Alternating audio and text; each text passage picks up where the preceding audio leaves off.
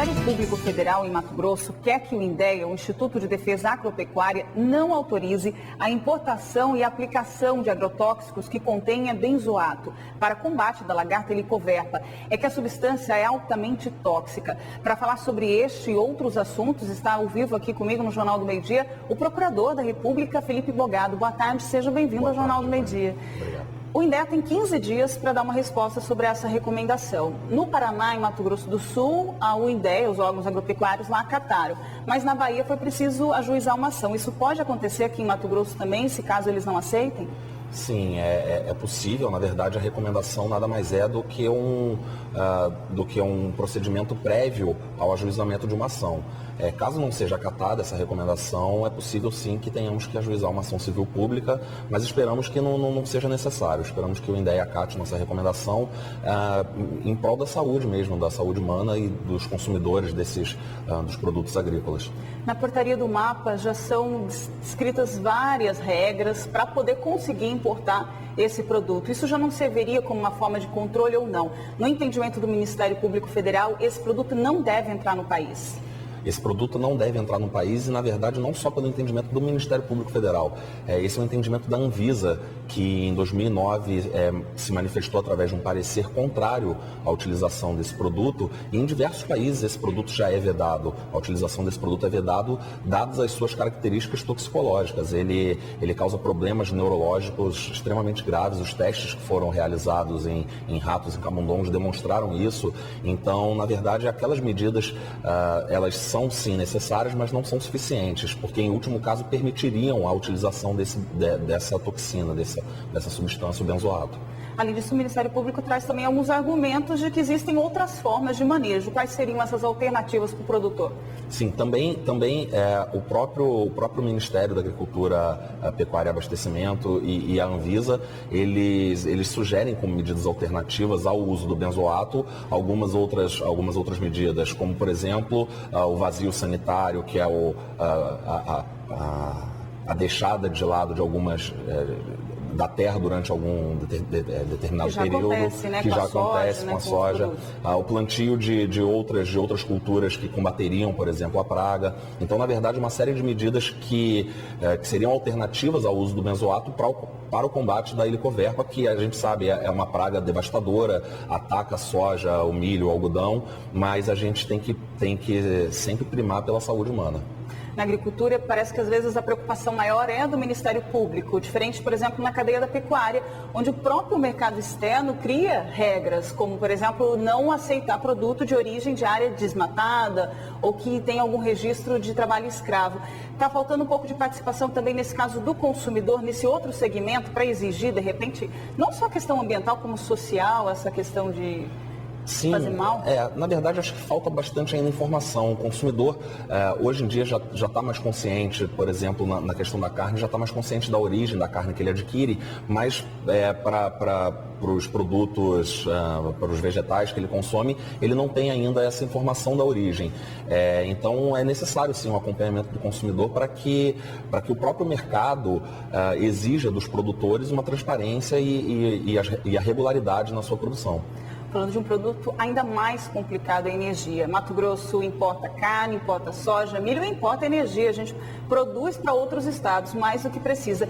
O Ministério Público Federal também ajuizou ações contra construções de pequenas centrais hidrelétricas. Por quê? Quais são essas irregularidades?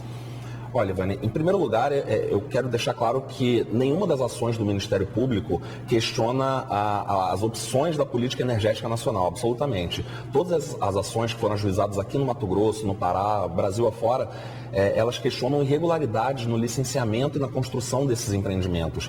As irregularidades são variadas, desde a concepção desses empreendimentos aqui na Amazônia é algo que preocupa bastante, dado o impacto desses empreendimentos, porque geram grandes áreas de alagamento, até a ausência de consulta aos povos indígenas afetados pelos empreendimentos, que é um compromisso assumido pelo Brasil perante o cenário internacional, através de um pacto internacional, diz respeito à Constituição em diversos aspectos e diz respeito às próprias resoluções do CONAMA, que determinam uma série de assuntos técnicos que devem ser abordados nos estudos ambientais e que diversas vezes não são seguidos.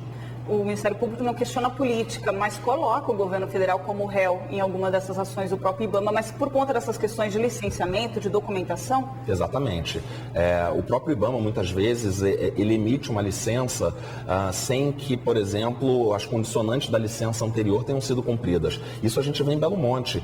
A licença prévia determinou uma série de condicionantes para que a licença de instalação fosse emitida e a licença de instalação foi emitida sem que essas condicionantes tenham sido cumpridas.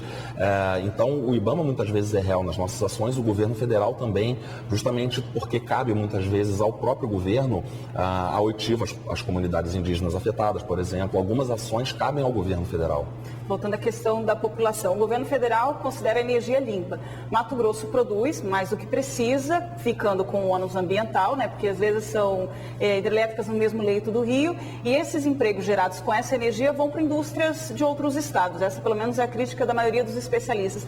E ainda assim, a população de Mato Grosso paga uma das energias mais caras do país. Falta participação popular. Falta. Também, da mesma forma que acontece na agricultura, nos gêneros alimentícios, que o consumidor não tem informação, na energia ele não só não tem a informação da origem daquela energia, se aquele empreendimento está envolvido com irregularidades, como ele também não tem opção. O consumidor ele não pode simplesmente deixar de consumir energia. A energia é necessária e aí eu volto a dizer, o Ministério Público não é contra o desenvolvimento, o Ministério Público não é contra a política energética, porque a energia é necessária. Só que falta um pouco de transparência, principalmente para chegar ao consumidor final, a informação de onde vem essa energia e o custo socioambiental dessa energia. A energia hidrelétrica ela não é nem limpa e nem barata, porque muitas vezes ela não leva em consideração no seu custo o custo socioambiental, que é a devastação de florestas nativas, que é a afetação de populações indígenas, ribeirinhos e quilombolas. Então, isso tudo tem que ser levado em consideração para a gente afirmar se a energia é limpa e se ela é barata. São 20 ações. Qual que tem sido o entendimento da Justiça em relação a elas, já que o próprio governo federal prioriza, né, esse tipo de energia através das hidrelétricas? A gente vem, geralmente com argumentos jurídicos, a gente vem conseguindo ter êxito nessas ações, em primeiro grau, muitas vezes em segundo grau, em segunda instância, e sempre as decisões com fundamentos jurídicos muito, muito relevantes. E muitas das vezes a gente acaba tendo as liminares derrubadas nos tribunais superiores com argumentos simplesmente políticos e não jurídicos, que é via de regra, o atraso do planejamento energético nacional.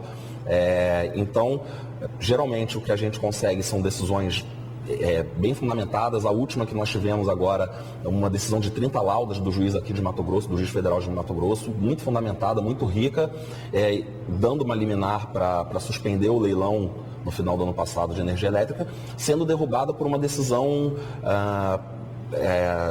carente de fundamentos jurídicos, mas com fundamento político, que é o atraso energético no planejamento energético nacional. Procurador, muito obrigado pela sua vinda ao Jornal do Meio Dia, pelos esclarecimentos. Obrigado, boa tarde. Boa tarde.